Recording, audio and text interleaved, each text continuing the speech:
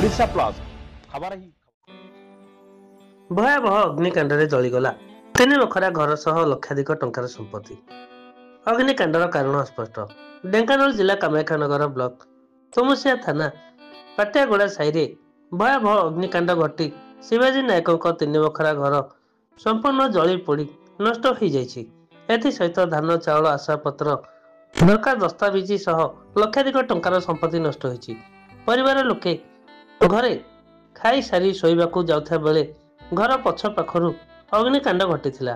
तेबे चाहू चाहू क्षणकरे निया संपूर्ण घर गुड़िक जली पोड़ी पाउंश कर देइथिला। पिंधा वस्त्र व्यतीत परिवार लोके किछि भी उद्धार करि पार नथिले। तेबे अग्निकांडर प्रकृत कारण अस्पष्ट रहिछि।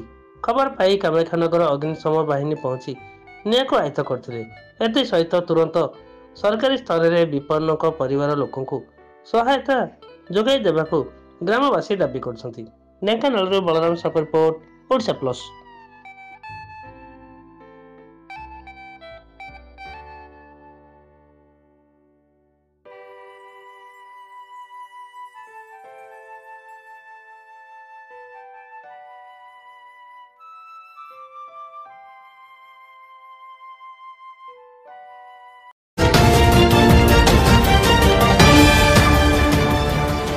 ओडिशा प्लस